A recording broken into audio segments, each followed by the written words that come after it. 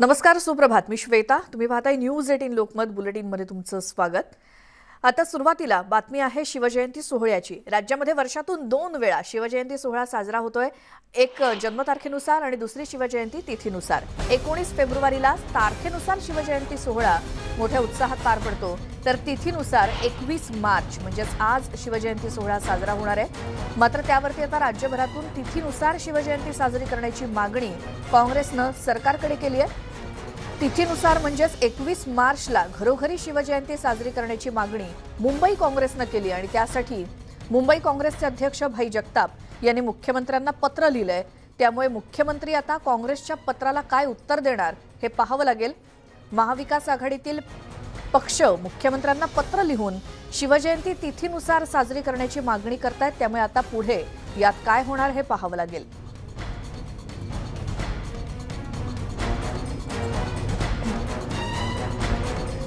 मुंबई काँग्रेसचे अध्यक्ष भाई जगताप यांनी मुख्यमंत्र्यांना हे पत्र लिहिलंय की शिवजयंती घराघरात, शिवजयंती मनामनात या उक्तीप्रमाणे वंदनीय स्वर्गीय बाळासाहेब ठाकरे यांना अभिप्रेत असलेली शिवप्रेरणा आपण घ्यायला हवी आणि त्यासाठी छत्रपती शिवाजी महाराजांसारख्या युगपुरुषांचा गौरव करण्याकरता मुख्यमंत्री उद्धव ठाकरे यांनी आपल्या वर्षा निवासस्थानापासून सुरुवात करून सर्व लोकप्रतिनिधींसह यात सहभागी व्हावं आणि महाराष्ट्रातल्या जनतेला शिवजयंती उत्सवाच्या माध्यमातून प्रबोधनकारी वातावरण निर्माण करून तिथीनुसार प्रत्येक घरात शिवजयंती साजरी करण्याचं आवाहन करावं अशी आमची विनंती आहे, असं पत्र मुख्यमंत्र्यांना लिहिलंय.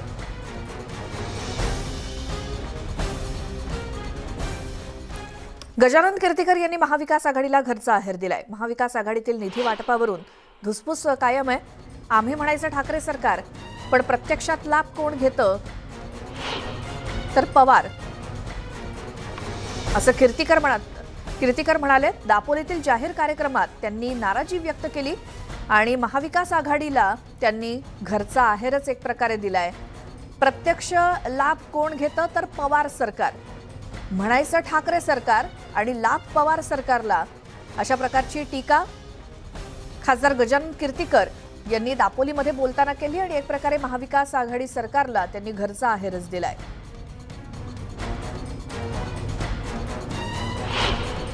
मुंबई शहरामध्ये 25-15 नाही ग्राम विकास वगैरे आहेत. ग्राम विकास ह्याची फंड आणायचा कुठून?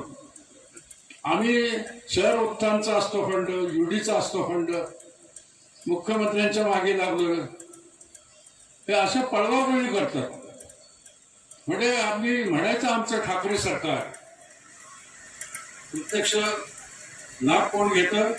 पवार सरकार.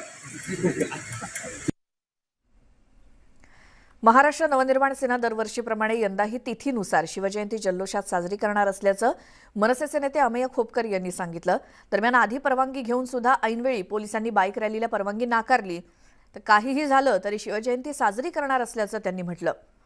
कायदा हा शिवसेनेसाठी वेगळा आणि आमच्यासाठी वेगळा आहे का, असा सवाल मनसेचे नेते अमेय खोपकर यांनी उपस्थित केला. त्यांच्याशी संवाद साधलाय आमच्या प्रतिनिधी प्रणाली कापसे यांनी. 21 मार्चला महाराष्ट्र नवनिर्माण सेना तिथीनुसार छत्रपती शिवाजी महाराज यांची जयंती साजरी करत असते आणि त्यासाठी सध्या शिवाजी पार्कवर जय्यत तयारी सुरू आहे. परंतु या शिवजयंतीच्या कार्यक्रमाला पोलिसांना परवानगी नाकारलेली आहे आणि त्यामुळे पुन्हा एकदा या संपूर्ण प्रकरणाला घेऊन राजकारण होतंय की काय, असं सगळं चित्र दिसून येतं. या संपूर्ण मुद्द्यावर बोलण्यासाठी आपल्याबरोबर अमेय खोपकर जे आहे मनसे नेते, त्यांच्याकडून जाणून घेऊया. अमेयजी, याच्यासाठीची अधिकृत परवानगी तुम्ही मागितली परंतु ती नाकारली असं आम्हाला कळतं आहे. मग मनसे शिवजयंती साजरी करणार किंवा नाही? आम्ही गेले अनेक वर्ष या ठिकाणी शिवजयंती उत्सव आनंदात आणि जोशाने साजरा करतो आणि या वर्षी देखील गेल्या वर्षी पेपर दाखवून आम्ही हेलिकॉप्टरची रिसर परमिशन घेतलेली आहे. आम्हाला आधी शिवाजीबाग पोलीस स्टेशननी परवानगी दिलेली आहे, जी कालच आमच्याकडे आलेली आहे. त्याच्यानंतर जेव्हा यांना या उद्याच्या कार्यक्रमाची जेव्हा यांना कळलं की किती भव्य दिव्य कार्यक्रम होतं, त्याच्यानंतर मग या महाविकास आघाडीचं जे सरकार आहे, जे सध्या MIM चालवत आहे, त्यांनी त्रास द्यायला सुरुवात केली. म्हणजे झेंडे नाही लावायचे, बॅनर नाही लावायचे, बाईक रॅली नाही काढायची. आता जर का कोणाची बाईक असेल, त्याला जर का इकडे उद्या महाराजांचं दर्शन घ्यायला यायचं असेल आणि त्याला त्याच्या गाडीला झेंडा लावायचा असेल भगवा, तर त्यांनी काही यायचं नाही. माझ्या महाराष्ट्रामध्ये माझ्या राजाची जयंती साजरी करत असताना मला परवानगी घ्यावी लागते? लाज नाही वाटत या सरकारला? महाराजांची जयंती साजरी करत असताना परवानगी असली घ्यायची? आम्ही इकडे महाराजांची जयंती साजरी करणार म्हणजे करणार. कोणामध्ये हिंमत असेल, काय हवं त्या केसेस टाका, काय हवं ती कलमं टाका, नाही तर कुठल्या नोटिसा पाठवा. उद्या या ठिकाणी जोशामध्ये छत्रपती शिवाजी महाराजांची जयंती महाराष्ट्र नवनिर्माण सेना साजरी करणार. छत्रपती शिवाजी महाराज की जय.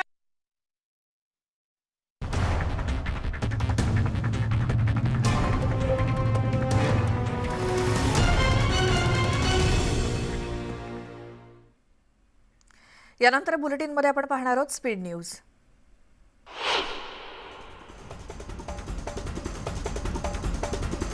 भाजपचे नेते आशिष शेलार यांनी बेस्ट बसच्या मुद्द्यावरून महापालिकेवरती जोरदार टीका केली. 5 वर्षांपूर्वी घेतलेल्या 185 गाड्या बेस्टनं भंगारात का काढल्या असा सवाल शेलारांनी केला आणि त्याला प्रत्युत्तर देताना मुंबईकर जनतेला अधिक चांगली आणि सक्षम बस सेवा देण्याच्या उद्देशानं आणखी 4000 वातानुकूलित इलेक्ट्रिक बसेस गाड्या बेस्टच्या ताफ्यामध्ये समाविष्ट होणार असल्याचं म्हटलं. कोल्हापुरात महाविकास आघाडीत नाराज असल्याच्या चर्चा रंगलेल्या आहेत आणि राजेश क्षीरसागर यांनी जोरदार शक्ती प्रदर्शन केल्यानं सगळ्यांच्याच भुवया उंचावल्या. क्षीरसागर यांच्या घराबाहेर हजारो कार्यकर्ते जमले. त्यांनी भगवे झेंडे हातात घेऊन घोषणाबाजी केली. खासदार इम्तियाज जलील हे एमआयएमला महाविकास आघाडीसोबत घ्या याबाबतचा प्रस्ताव देण्यासाठी राष्ट्रवादी काँग्रेसचे अध्यक्ष शरद पवारांची भेट घेणार असल्याचं सांगितलं जात आहे. यावेळी ते मुख्यमंत्र्यांना भेटून सुद्धा चर्चा करणार आहेत. एमआयएमच्या प्रस्तावामुळे महाविकास आघाडीतील राजकीय वातावरण ढवळून निघालंय. मुख्यमंत्री उद्धव ठाकरेंनी शिवसेना एमआयएम युती कधी शक्य नसल्याचं म्हटलंय. एमआयएम ही भाजपची बी टीम असून विरोधकांची हवा कमी झाल्यानं अशा कुरापती सुरू असल्याचं त्यांनी म्हटलं. शरद पवार यांनी एमआयएमच्या महाविकास आघाडीत येण्याच्या मनसुब्याला ब्रेक लावलाय. एमआयएमला ज्याच्यासोबत जायचं त्यांनी तरी त्यांना हो म्हणायला हवं असं सूचक विधान शरद पवारांनी केलं. कुणी कोणत्या पक्षात जायचं हे ज्याचं त्यांना ठरवावं असं देखील पवार म्हणाले. औरंगाबादमध्ये भाजप नेत्या पंकजा मुंडे यांनी खासदार जलील यांची त्यांच्या निवासस्थानी जाऊन भेट घेतली. दोन्ही नेत्यांमध्ये बंद दाराआड चर्चा झाली. या दोन्ही नेत्यांमध्ये काय चर्चा झाली यावरती आता अनेक तर्क वितर्क लढवले जात आहेत. राज्यात शिवसेनेच्या संघटनात्मक बांधणीसाठी शिवसंपर्क अभियान सुरू करण्यात आलंय. या अभियानाचा पहिला टप्पा 22 ते 25 मार्च दरम्यान असणार आहे. तर पूर्व विदर्भ, पश्चिम विदर्भ आणि मराठवाड्यातील एकूण 19 जिल्ह्यांमध्ये हे अभियान राबवलं जाईल. विधान परिषदेचे विरोधी पक्षनेते प्रवीण दरेकर यांनी मुख्यमंत्र्यांवर टीका केली. यावेळी त्यांनी हिंदुत्वाच्या मुद्द्यावरून शिवसेनेला लक्ष्य केलं. ज्या दिवशी शिवसेनेनं काँग्रेस आणि राष्ट्रवादीसोबत सरकार बनवलं त्याच दिवशी त्यांनी हिंदुत्व सोडलं. हे महाराष्ट्र राज्यानं पाहिल्याची जोरदार टीका दरेकरांनी केली. देवेंद्र फडणवीसांनी शिवसेनेवर बोचरी टीका केली. अजान स्पर्धा भरवणारे जनाब बाळासाहेब लिहिणारे आता युतीचा विचार करतायत.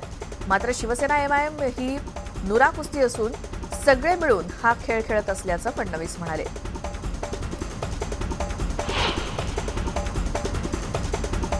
महाविकास आघाडीतले नेते आणि मंत्र्यांच्या कृत्यामुळे राज्यातील जनतेची झोप उडाली असा दावा भाजपचे प्रदेशाध्यक्ष चंद्रकांत पाटील यांनी केला. तसंच एकनाथ खडसे यांना त्यांनी काही पथ्य पाळावेत म्हणून सबुरीचा सल्ला दिला. भाजपमध्ये असताना जे मिळत होतं त्यावरती त्यांनी समाधान मानायला हवं होतं असं पाटील म्हणाले. भाजपचे नेते रावसाहेब दानवे यांनी गौप्यस्फोट केलाय. विरोधी पक्षनेते देवेंद्र फडणवीस यांनी विधानसभेत सादर केलेल्या पेनड्राईव्हमध्ये सत्यता आहे. अजून 4 पेनड्राईव्ह पुढे येणार असल्याचं दानवे म्हणाले. शिवजयंती साजरी करण्यावर महाविकास आघाडी सरकारनं निर्बंध घातलेले नाहीत, परंतु कोरोनामुळे सावध राहण्याचा इशारा जागतिक आरोग्य संघटनेनं दिल्याची आठवण शिवसेना खासदार विनायक राऊतांनी करून दिली.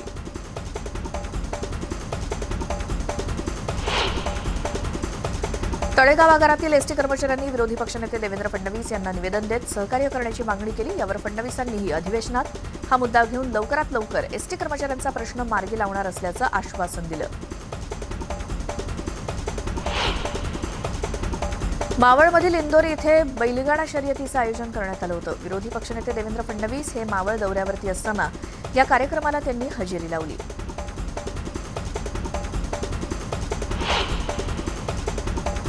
नेरळच्या उत्कृळ ग्रामपंचायत हद्दीमध्ये आयोजित बैलगाडा शर्यतीत एका प्रेक्षकाला आपला जीव गमवावा लागला. शर्यत सुरू असताना बैलगाडा थेट अंगावर धडकल्यानं दौलत देशमुख यांचा मृत्यू झाला. या प्रकरणी आयोजकांवर गुन्हा दाखल झालाय.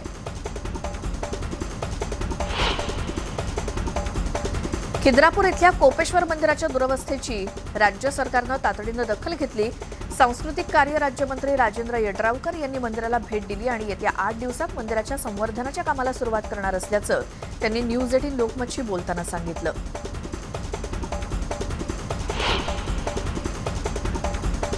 बुलडाण्यामध्ये कुटुंब नियोजनाच्या किटमध्ये असलेल्या रबरी लिंगावरून भाजप आक्रमक झाली आहे. या प्रकरणी सरकारवर विनयभंगाचा गुन्हा दाखल करावा अशी मागणी भाजपचे आमदार आकाश फुंडकर यांनी केली. अन्यथा रस्त्यावर उतरण्याचा इशाराही देण्यात आलाय. गेल्या 2 वर्षांपासून बंद असलेलं श्री विठ्ठल रखुमाईचं चरण दर्शन पुन्हा सुरू करावं या मागणीसाठी हभप ज्ञानेश्वर महाराज जोगदंड यांच्या नेतृत्वाखाली भजन आणि मंदिराला प्रदक्षिणा आंदोलन करण्यात आलं. या आंदोलनात 500हून अधिक वारकरी सहभागी झाले होते. यावेळी विठ्ठलाची आरती करून मंदिर व्यवस्थापनाला मागण्यांचं निवेदन देण्यात आलं. बीड जिल्ह्यात 68% पाणीसाठा शिल्लक आहे. अशा पिण्याच्या पाण्याचं नियोजन करूनच पाणी सोडा असे निर्देश धनंजय मुंडे यांनी दिले. जनतेच्या पिण्याच्या पाण्याबरोबरच जनावरांसाठी देखील पाणी उपलब्ध होईल याचा विचार करून पाणी सोडण्यासाठीचं नियोजन करावं असंही ते म्हणाले.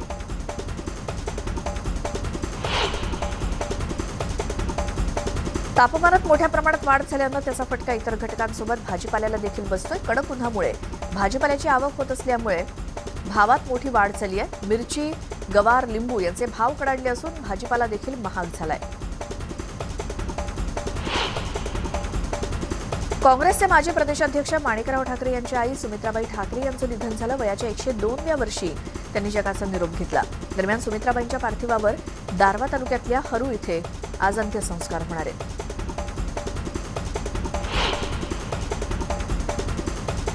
पुणे आणि ठाण्यातील युनिकॉर्न स्टार्टअप्स ग्रुपची कार्यालयं आणि संबंधित जागांवरती प्राप्तिकर विभागाच्या अधिकाऱ्यांनी 9 मार्च 2022ला छापे टाकले. ही कंपनी आणि बांधकाम साहित्याचा घाऊक आणि किरकोळ पुरवठा करण्याचा व्यवसाय करते. या शोध मोहिमेदरम्यान महाराष्ट्र, कर्नाटक, आंध्र प्रदेश, उत्तर प्रदेश आणि मध्य प्रदेशात एकूण 23 ठिकाणी कारवाई करण्यात आली.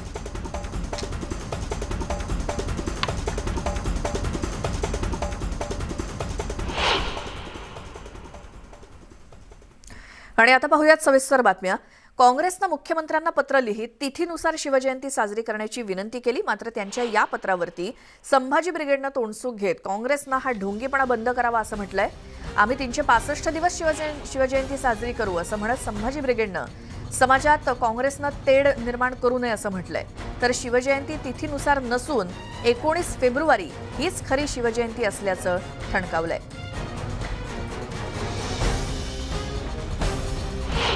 ढोंगीपणा करू नये, शिवजयंतीचा तिथीचा आग्रह धरून तारखेला विरोध करू नये.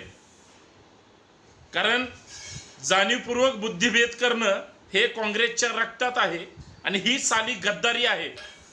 म्हणजे शिवजयंतीची तारीख निश्चित करायची 19 फेब्रुवारीला महाराष्ट्रासह देशात आणि जगभर शिवजयंती होते. या बातमीनंतर आता पुन्हा पाहणार आहोत स्पीड न्यूज.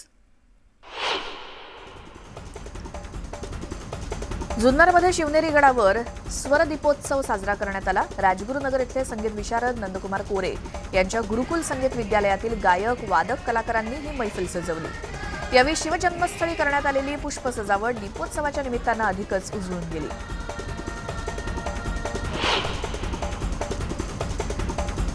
माजी मुख्यमंत्री आणि विधानसभेतील विरोधी पक्षनेते देवेंद्र फडणवीस यांनी देहू इथे संत तुकाराम महाराज मंदिरात जाऊन मनोभावे दर्शन घेतलं. तुकाराम बीज अर्थात जगद्गुरू संत तुकाराम महाराज सदेह वैकुंठ गमन सोहळ्याच्या निमित्तानं त्यांनी मंदिरात जाऊन दर्शन घेतलं.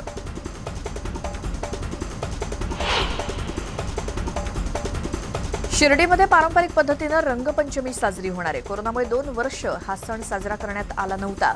22 तारखेला पारंपरिक पद्धतीनं रथ मिरवणूक निघेल. 22 तारखेपर्यंत सगळे निर्बंध जे होते ते आता शिथिल करण्यात आले. पैठणमध्ये नाथ षष्ठी साजरी करण्याचा निर्णय राज्यमंत्री संदीपान भुमरे यांच्या बैठकीत घेण्यात आला. 23 मार्च ते 25 मार्च दरम्यान विविध धार्मिक कार्यक्रमांचं आयोजन करण्यात येणार आहे. त्यामुळे भक्तांमध्ये आनंदाचं वातावरण आहे.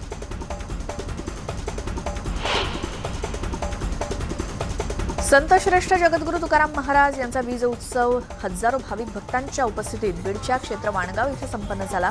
महंत लक्ष्मण महाराज मेंगडे यांच्या टाल्याच्या कीर्तनात भाविक मंत्रमुग्ध झाले होते. विठुनायमाच्या जयघोषात टाळ मृदुंग आणि जगद्गुरू संत तुकाराम महाराजांच्या घोषणांनी परिसर दणाणून गेला.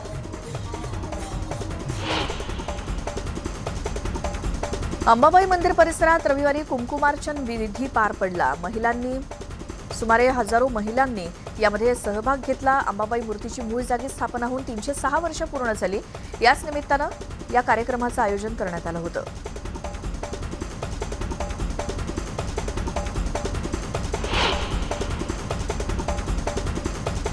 अशाच आणखी बातम्या पाहणार आहोत एका छोट्याशा ब्रेक नंतर. तुम्ही पाहत राहा न्यूज 18 लोकमत.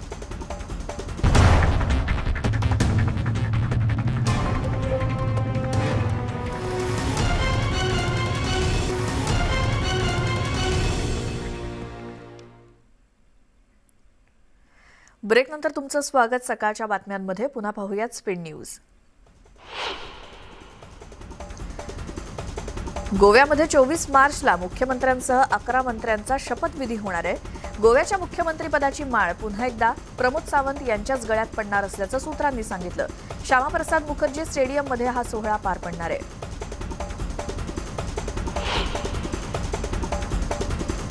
गोव्यात सध्या 24 मार्चच्या दृष्टीनं शपथविधीची तयारी केली जाते. त्या दृष्टीनं भाजपची दुपारी 4 वाजता बैठक पार पडणार आहे. या बैठकीत मुख्यमंत्रीपदाच्या नावाची घोषणा होण्याची शक्यता आहे. या बैठकीनंतर भाजपचे नेते राज्यपालांची देखील भेट घेणार आहेत.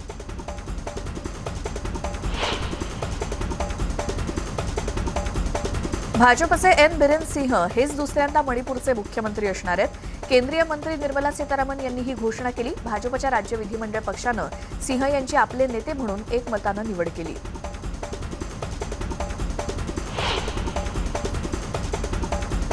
पंतप्रधान नरेंद्र मोदी आणि जपानचे पंतप्रधान फुमियो किशिदा यांच्यामध्ये बैठक पार पडली. यावेळी सामंजस्य करारावरती स्वाक्षरी करण्यात आली. जपानमधील सुझुकी मोटर कॉर्पोरेशननं गुजरातमध्ये $1.26 बिलियन गुंतवणूक करण्याची योजना आखली आहे.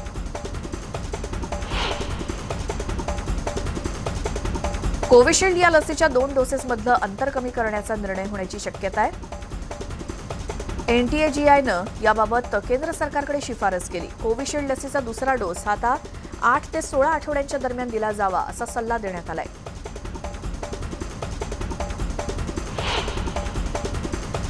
केरळमध्ये फुटबॉल स्पर्धेदरम्यान गॅलरी कोसळल्याची घटना घडली. या अपघातात 5 जण गंभीर जखमी झाले असून 200 जण किरकोळ जखमी झालेत. केरळातील पुनगॉड इथल्या मलपुरममध्ये ही घटना घडली.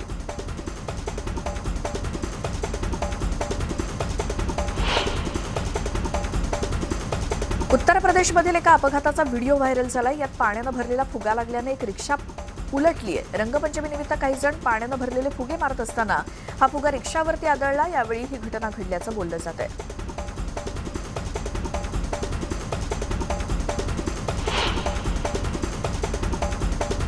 जामिया मिलिया इस्लामियाच्या कुलगुरू नजमा अख्तर यांना सोमवारी पद्मश्री पुरस्कार प्रदान करण्यात येणार आहे. राष्ट्रपती रामनाथ कोविंद सोमवारी राष्ट्रपती भवनातील दरबार हॉलमध्ये होणाऱ्या भव्य समारंभात हा पुरस्कार प्रदान करतील.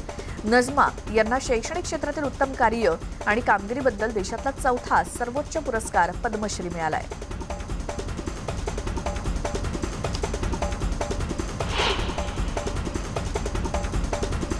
या सगळ्या बातम्यांसोबतच वेळ झाली आहे सकाळच्या बातम्यांमध्ये आता इथेच थांबण्याची. सगळ्या ताज्या बातम्यांच्या अपडेट्ससाठी न्यूज 18 लोकमतच्या YouTube चॅनलला तर सबस्क्राईब कराच. फेसबुकवरती सुद्धा मला फॉलो करा.